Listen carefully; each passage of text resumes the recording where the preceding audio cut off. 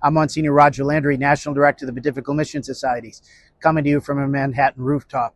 It's September 10th, and in the Gospel today, Jesus gives us a second version of the Beatitudes. It's from what we call the Sermon on the Plain that Jesus gave at the seashore in Galilee.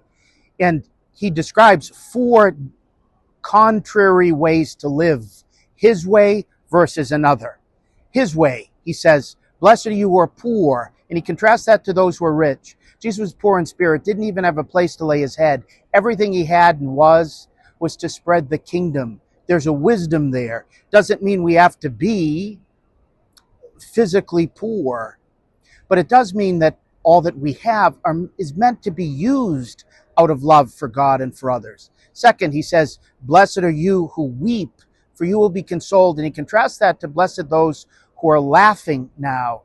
To weep means we are so sensitive to others' misfortune that it touches us very deeply on the inside and inspires us to action. Sometimes when we're laughing, when we make life a joke, we can just coast through life without taking the gift of life seriously. Jesus says, blessed are you who are hungry now, for you will be satisfied.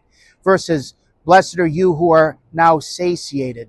Jesus wants us to be desirous. He wants us to have a fire. He wants us to hunger and thirst for holiness, as he taught us in St. Matthew's version of the Beatitudes. Whereas if we're all satisfied, we can be like that rich fool he describes in a parable, who says, I've got nothing to do other than to eat, drink, and be merry. I'll build greater grain bins.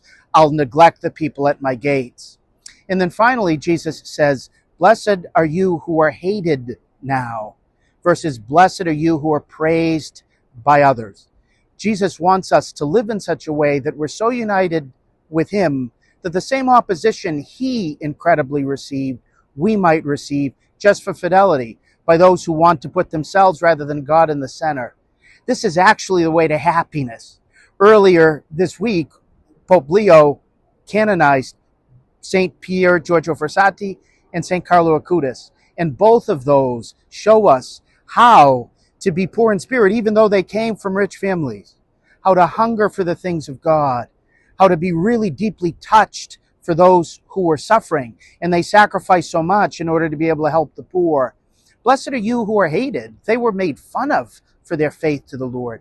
They inspire us. Another group that likewise sometimes takes ridicule are missionaries, who leave behind so many worldly possibilities in order to go to remote places to share the gospel.